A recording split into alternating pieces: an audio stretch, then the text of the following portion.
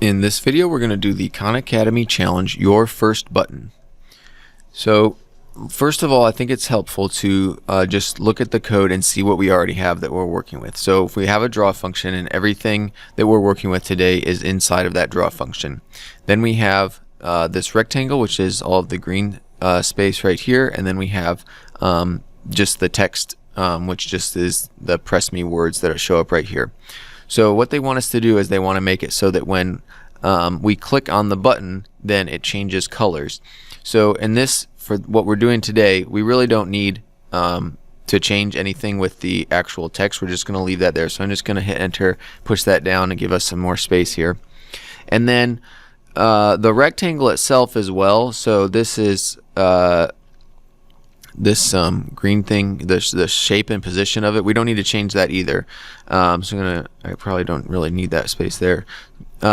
But the thing that we want to change is this fill. So right now it's this green color, and remember the code always runs from top to bottom. So if the fill is green but then we change it down here, the change that takes place here is the one that's going to be in effect. So what we want to do is we want to use an if statement, and they kind of are giving us this kind of these hint code up here. So we want to make an if statement about when the mouse is pressed. So let's start with that. So if, and then mouse is pressed, and then I need my curly brackets, and I need to close my curly brackets.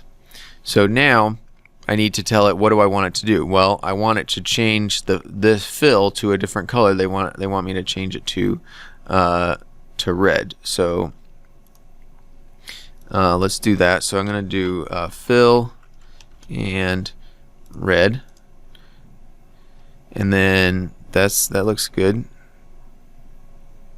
And let's go to the next step. Okay, so the next step, it says, so well, let's look at what happens here. So if I click on the button, I'm clicking now and it's turned red. But if I click below the button, it still turns red, and that's because the only information that it needs for the if to be true is that the mouse is pressed. But what I really want is I want it to be the mouse is pressed and I'm clicking in the top half and not clicking in the bottom half. So I need to come in here and I need to use my and.